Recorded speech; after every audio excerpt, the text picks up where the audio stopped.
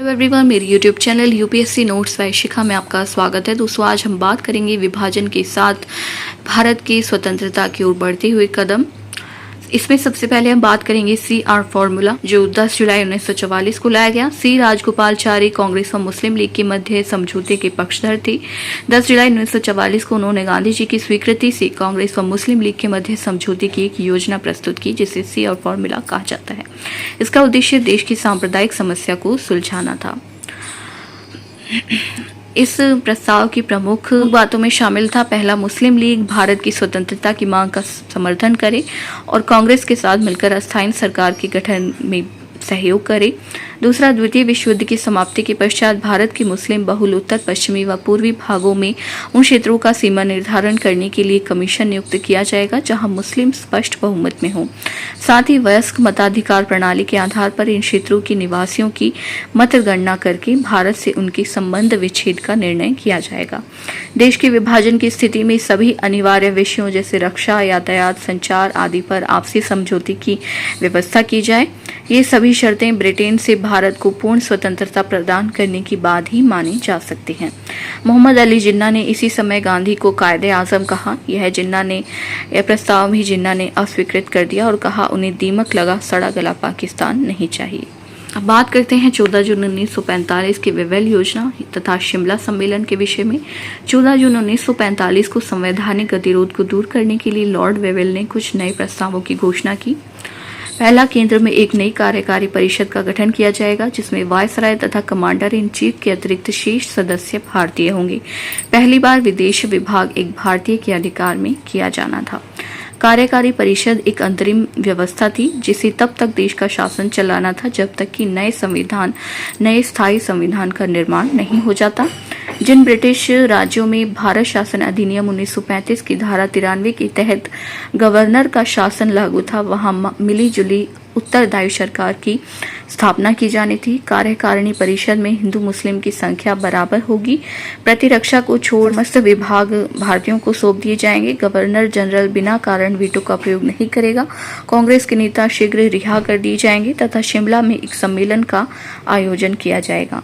तो ये वेवेल योजना के प्रमुख प्रस्ताव थे। इसके अलावा ब्रिटेन के वाणिज्यिक हितों की देखरेख हेतु एक उच्चायुक्त की नियुक्ति भी की जाएगी। अब बात करते हैं शिमला सम्मेलन, जो कि 25 जून 1945 को हुआ। इसमें 21 भारतीय राष्ट्रीय नेताओं ने हिस्सा लिया। कांग्रेस की तरफ से मौलाना अब्दुल कलाम आजाद तथा मुस्लिम लीग की तरफ से मोहम्मद अली जिन्ना ने प्रतिनिधित्व किया। सम्मेलन में जिन्ना द्वारा यह प्रस्ताव प्रस्तुत किया गया कि वायसराय की कार्यकारिणी के सभी मुस्लिम सदस्य मुस्लिम लीग से ही लिए जाएं, क्योंकि मुस्लिम लीग ही सभी मुसलमानों की प्रतिनिधि संस्था है। यही प्रस्ताव इस सम्मेलन की असफलता का कारण बना।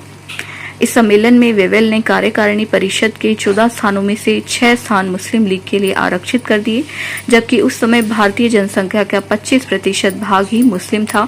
बावजूद यह प्रस्ताव विफल हो गया। अब बात करते हैं भारत में आम चुनाव दिसंबर 1945 के विषय में। द्वितीय विश्व युद्ध के बाद ब्रिटेन में क्लीमेंट एटली की अध्यक्षता में लेबर पार्टी सत्ता में आई। उन्होंने सर पैथिक लॉरेंस को भारत सचिव बनाया। प्रथम कार्यवाही के तहत भारत में चुनाव कराए गए, जिसमें केंद्रीय विधानमंडल की 102 में से 59 सीटों में कांग्रेस को सफलता मिली। कांग्रेस को प्रांतीय चुनाव में भी बंगाल, सिंध एवं पंजाब के अतिरिक्त अन्य स्थानों पर बहुमत मिला। कांग्रेस ने बम्बई, मद्रास, संयुक्त प्रांत, उड़ीसा, असम, बिहार तथा मध्य प्रांत में अपनी सरकारों की स्थापना की। मुस्लिम लीग को बंगाल एवं सिंध में बहुमत प्राप्त हुआ। पंजाब में कांग्रेस, अकालियों तथा यूनियनिस्ट पार्टी ने मिलकर सरकार का गठन किया। अब बात करते हैं शाही भारतीय नौसेना विद्रोह के विषय में। ब्रिटिश भारतीय सेना में सेवारत भारतीय सैनिकों पर भारत छोड़ो, आजाद हिंद फौज व अन्य घटनाओं का बहुत प्रभाव पड़ा। बम्बई में वायुसेना के कर्मचारियों ने जनवरी 1946 को हड़ताल कर दी। इसके बाद रॉयल इंडियन नेवी के विद्रोह की शुरुआत हुई। 18 फरवरी 1946 को हुई, जब बम्बई के नौसैनिक जहाज HMIS तलवार के 1100 नाविकों, गैर कमीशन अधिकारियों व नौसैनिकों द्वारा हड़ताल कर दी गई। विद्रोह के तत्कालीन कारण थे भारतीय सैनिकों की खराब भोजन व वेतन संबंधी शिकायतें, भेदभावपूर्ण व्यवहार, रंगभेद व अपमानजनक टिप्पणियां शामिल थीं। विद्रोह की शुरुआत तलवार नामक नौसैनिक प्रशिक्षण पोत के कर्मचारियों द्वारा खराब भोजन दिए जाने की शिकायत के साथ हुई। अंग्रेज अधिकारियों ने इस शिकायत के जवाब में कहा कि भिखारियों को चुनने का अधिकार नहीं होता। इसके विरोध में तलवार के कर्मचारियों ने हड़ताल कर दी, जिसका प्रभाव कराची व मद्रास तक फैल गया। 20 नौसैनिक जहाजों को इसने अपनी चपेट में ले लिया। विद्रोहियों ने ब्रिटिश झंडों को जहाजों से उतारकर कांग्रेस, मुस्लिम लीग व कम्युनिस्ट पार्टी के झंडे लगाए व इनकलाब जिंदाबाद, जय हिंद, हिंदू मुस्लिम एक हो, ब्रिटिश साम्राज्यवाद मुर्दाबाद, आजाद हिंद फौज के कैदियों को रिहा करो के नारे लगाए गए व अपने एक साथी BC दत्त को रिहा करने की मांग की, जिसे जहाज की दीवारों पर भारत छोड़ो लिखने के कारण गिरफ्तार किया गया था। बंबई में 22 फरवरी को विद्रोह के समर्थन में अभूतपूर्व हड़ताल का आयोजन किया गया, जिसमें 20 लाख मजदूरों ने हिस्सा लिया। 23 फरवरी 1946 को सरदार पटेल के दबाव में आकर विद्रोहियों ने समर्पण कर दिया तथा एटली ने ब्रिटिश सरकार के हाउस ऑफ कॉमन्स में कैबिनेट मिशन को भारत भेजने की घोषणा की। अब बात करते हैं कैबिनेट मिशन 1946 के विषय में। 23-24 मार्च 1946 को कैबिनेट मिशन भारत आया। इसके प्रमुख सदस्यों में sir Stafford Cripps, A.V. Alexander व पैथिक लॉरेंस शामिल थे।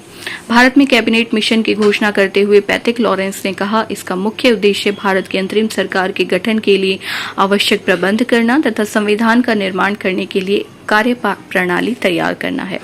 कैबिनेट मिशन ने अपने प्रस्ताव की घोषणा से पहले शिमला में त्रिदलीय सम्मेलन का आयोजन किया, जिसमें सर्वसम्मति से कोई समाधान नहीं निकला। परिणाम स्वरूप 16 मई 1946 को कैबिनेट मिशन ने अपने प्रस्तावों की घोषणा कर दी। कैबिनेट मिशन ने पृथक पाकिस्तान की मांग को अस्वीकार कर दिया। भारत में ब्रिटिश भारत के प्रांतों व देशी रियासतों को मिलाकर एक अखिल भारतीय संघ की स्थापना की जाएगी। केंद्र सरकार के अधीन रक्षा, विदेश व संचार के मामले होंगे, जिन पर वह आवश्यक कर लगाए व उनकी देखभाल करे। संघ की कार्यपालिका एवं विधानमंडल में ब्रिटिश भारत तथा रियासतों के प्रतिनिधि शामिल होंगे। किसी महत्वपूर्ण सांप्रदायिक मुद्दे पर यह आवश्यक होगा कि विधानमंडल में दोनों मुख्य संप्रदायों हिंदू मुस्लिम के विधायक प्रतिनिधि अलग अलग मत देकर उसका समर्थन करें। संघीय विषयों के अतिरिक्त अन्य सभी विषयों पर कानून बनाने की शक्ति तथा अवशिष्ट शक्तियां प्रांतों में निहित होंगी। प्रांतों को 3 वर्गों में विभाजित किया जाएगा। साथ ही इन प्रांतों के क्या क्या अधिकार होंगे, इसका निर्धारण भी स्वयं करेंगे। समूह क में हिंदू बहुमत वाले 6 प्रांत, जिसमें मद्रास, बंबई, मध्य प्रांत, संयुक्त प्रांत, बिहार, उड़ीसा के साथ ही चीफ कमिश्नर यानी मुख्य आयुक्त के प्रांत दिल्ली, अजमेर, मारवाड़ व कुर्ग शामिल थे। समूह ख में मुस्लिम बहुमत वाले 3 प्रांत पंजाब, सिंध व उत्तर पश्चिमी क्षेत्र तथा बलूचिस्तान रखे गए। समूह ग में बंगाल व असम को रखा गया। प्रांतीय विधानसभाओं व देशी राज्यों के प्रतिनिधियों को मिलाकर एक संविधान निर्मात्री सभा का गठन किया जाएगा, जिसमें वयस्क मताधिकार को खारिज करते हुए प्रत्येक प्रांत को उसकी जनसंख्या के अनुपात में यानी 10 लाख की आबादी पर 1 सीट, तो इस अनुपात में सीटों का आवंटन किया जाना था, जिसका चुनाव अप्रत्यक्ष निर्वाचन की व्यवस्था द्वारा किया जाना था। साथ ही कैबिनेट मिशन ने अंतरिम सरकार के गठन का भी सुझाव दिया। कांग्रेसियों ने संविधान निर्माण की प्रक्रिया का समर्थन करते हुए राष्ट्रीय सरकार के प्रस्ताव को अस्वीकार कर दिया, क्योंकि इसमें मुस्लिम लीग को असंगत प्रतिनिधित्व दिया गया था। मुस्लिम लीग ने कैबिनेट मिशन के प्रस्तावों को स्वीकार कर लिया और जून 1946 को कैबिनेट मिशन लौट गया। अब बात करते हैं संविधान सभा चुनाव 1946 के विषय में। कैबिनेट मिशन की योजना के अनुसार जुलाई 1946 में चुनाव हुए। कांग्रेस ने ब्रिटिश भारतीय प्रांतों के 296 स्थानों में से 208 सीटों पर जीत दर्ज की। मुस्लिम लीग को 73 व 15 सीटें अन्य समूह को मिली, जिसमें लीग के नेता बौखला गए और 19 जुलाई 1946 को कैबिनेट योजना को अस्वीकार कर दिया। अंतरिम सरकार की स्थापना से संबंधित एक नया प्रस्ताव वायसराय द्वारा कांग्रेस व लीग के समक्ष प्रस्तुत किया गया, जिसके अनुसार अंतरिम सरकार के कुल 14 सदस्यों में से 6 कांग्रेस, 5 लीग व 3 अल्पसंख्यक वर्ग के प्रतिनिधि होंगे। मुस्लिम लीग ने प्रस्ताव नामंजूर कर सीधी कार्यवाही की घोषणा कर दी। 16 अगस्त 1946 को सीधी कार्यवाही दिवस के रूप में मनाने की घोषणा कर दी, जिसके परिणाम स्वरूप सांप्रदायिक दंगे, सामूहिक हिंसा, मारकाट, लूटपाट सहित अनेक अनैतिक घटनाओं को अंजाम दिया गया। सांप्रदायिक दंगों का सर्वाधिक विभत्स रूप बंगाल के नोआखली व बिहार में देखने को मिला। बंगाल में मुस्लिम लीग की सरकार के मुख्यमंत्री सोहरावर्दी ने भी दंगों को प्रोत्साहन दिया, इसलिए जो ब्रिटिश सरकार थी वो इन दंगों को नहीं रोक पाई। महात्मा गांधी ने दंगों के दौरान नोआखली का दौरा किया। वे शांति की पुनर्स्थापना के लिए वहां गए। माउंटबेटन ने गांधी जी को वन मैन बाउंड्री फोर्स की उपाधि दी। तो दोस्तों, आपको अगर हमारी वीडियो पसंद आई तो हमारे चैनल को सब्सक्राइब करें और बेल आइकन का बटन दबाएं।